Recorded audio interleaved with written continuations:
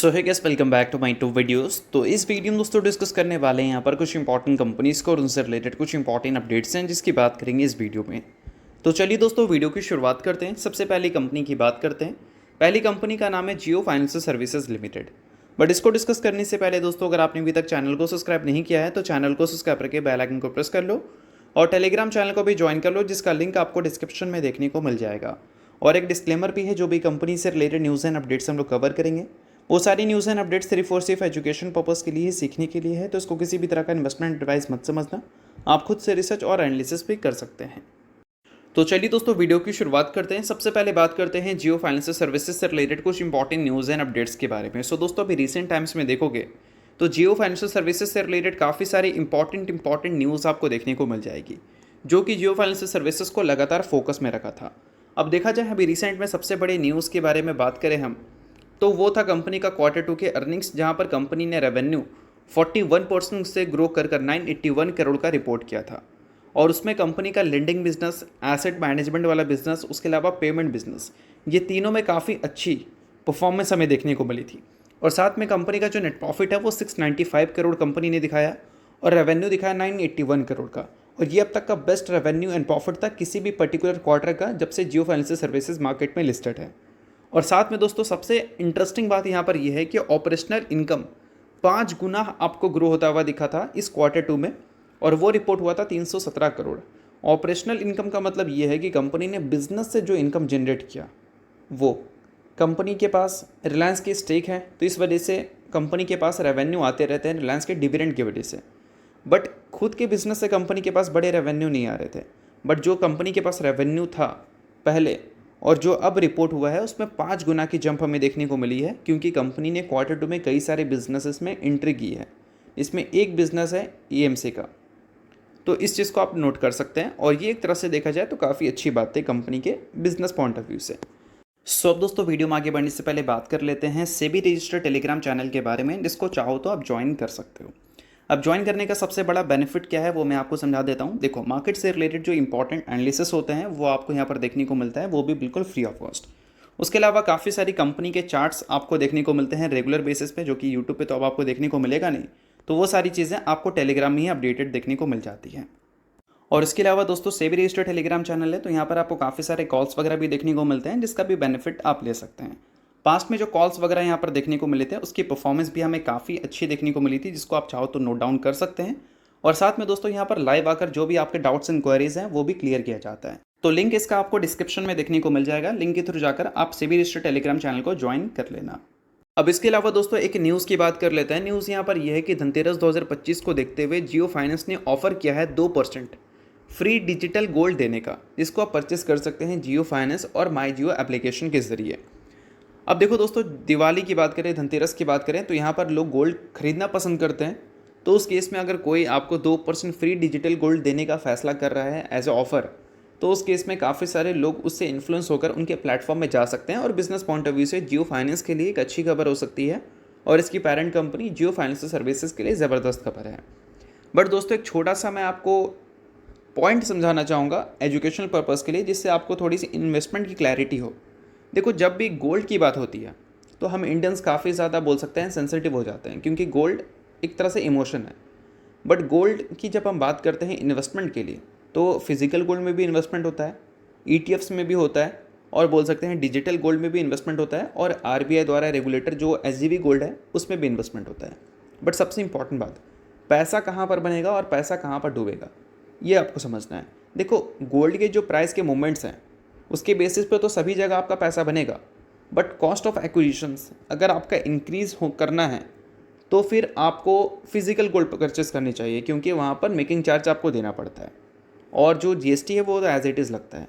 अगर हम बात करें डिजिटल गोल्ड की, तो यहाँ पर कोई मेकिंग चार्जेस तो देना नहीं पड़ता, बट GST ज़रूर लगता है। और सबसे बड़ा दिक्कत डिजिटल गोल्ड का यहाँ पर ये है कि सेबी और RBI इसको रेगुलेट नहीं करती है। यानी कि जिस भी कंपनी से आप डिजिटल गोल्ड खरीद रहे हैं, अगर वो कंपनी बंद हो गई तो आपका पैसा डूब गया। और वही गोल्ड ETF की बात करें तो वहाँ पर कोई मेकिंग चार्ज नहीं है, कोई GST नहीं है। और SGB गोल्ड की बात करें तो वहाँ पर भी सेम सीन है, GST हो सकता है बट वहाँ पर कोई मेकिंग चार्ज वाली सीन नहीं है। तो बोल सकते हैं जो RBI और सेबी के द्वारा रेगुलेट किया जाता है गोल्ड को, उसमें इन्वेस्टमेंट करोगे तो वहाँ पर रिस्क काफ़ी ज़्यादा कम हो जाता है डूबने का। तो ये मैंने एक एजुकेशन पर्पज़ के लिए चीज़ें समझाई है आपको। मैंने कोई ऐसा बोला नहीं है कि जियो से आप ये चीज़ मत खरीदना। कहने का मतलब ये है कि गोल्ड ETF जो है वो क्वाइट बोल सकते हैं लो रिस्क होता है डिजिटल गोल्ड के कंपैरिजन में, ये चीज़ आपको समझना है। बाकी इन सारी चीज़ों को आप एजुकेशन पर्पज़ की तरह देख सकते हैं या फिर इग्नोर भी कर सकते हैं। अब इसके अलावा दोस्तों अगली न्यूज़ की बात कर लेते हैं जो कि जियो ब्लैक रॉक से रिलेटेड है। उन्होंने अभी रिसेंटली NFO लाया था फ्लेक्सी कैप फंड का, जिसकी रीओपनिंग उन्होंने कर दिया है 17 अक्टूबर को, और इससे वो 1500 करोड़ रुपए रेस कर चुके हैं मतलब बोल सकते हैं जुटा चुके हैं। तो ये एक तरह से देखा जाए तो वंस अगेन इनके म्यूचुअल फंड बिजनेस के लिए अच्छी खबर हो गई भाई, क्योंकि जब जब ये कोई फंड इंट्रोड्यूस कर रहे हैं उससे 1000 करोड़ से ऊपर का फंड रेज कर ले रहे हैं। तो बेशक बिजनेस पॉइंट ऑफ व्यू से ये एक अच्छी खबर हम बोल सकते हैं। बट इन सारी चीज़ों के बाद दोस्तों अगर हम बात करें इस कंपनी के लेटेस्ट शेयर होल्डिंग पैटर्न के बारे में, Q2 के शेयर होल्डिंग पैटर्न के बारे में, तो वहाँ पर प्रोमोटर के stakes as it is unchanged हमें देखने को मिल रहे हैं। लास्ट क्वार्टर में FIs ने अपने स्टेक्स को इंक्रीज़ किया था, इनफैक्ट DIs ने भी अपने स्टेक्स को इंक्रीज़ किया था, और DIs वंस अगेन अपने स्टेक्स को इंक्रीज़ ही रखी है, 0.1% से अपने स्टेक्स को Q2 में भी इंक्रीज़ की है।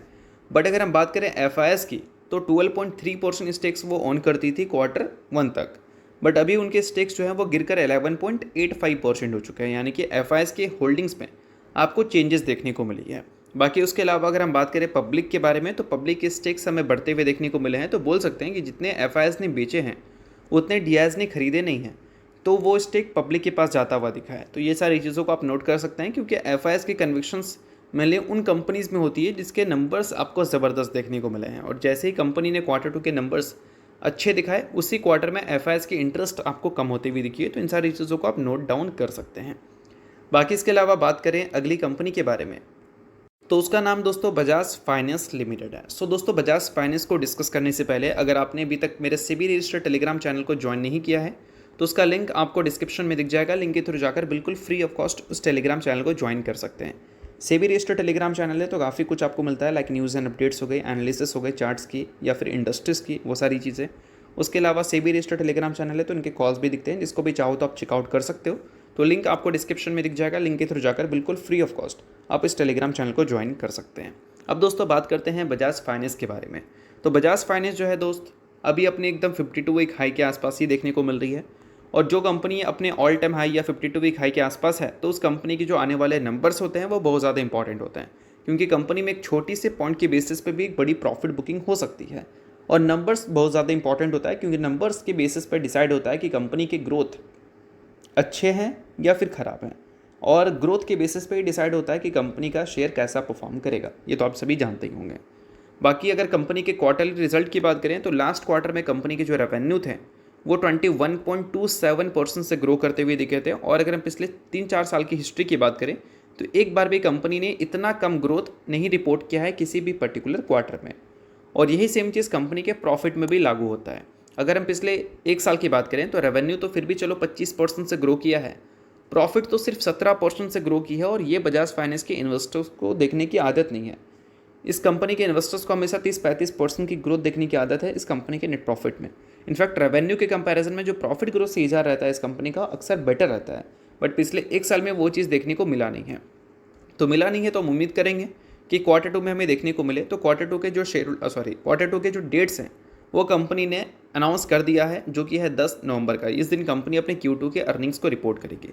बिजनेस अपडेट के बेसिस पे तो मार्केट ने चीयर किया था, अब देखते हैं कि नंबर्स के बेसिस पे मार्केट को कंपनी का वैल्यूएशंस कैसा देखने को मिलता है। बाकी अगर हम रिसेंट टाइम्स में देखें तो GST कट की वजह से जो प्राइस डाउन हमें देखने को मिली है इलेक्ट्रॉनिक प्रोडक्ट्स की, व्हीकल्स की, उससे बजाज फाइनेंस को एक ज़बरदस्त फ़ायदा मिल सकता है।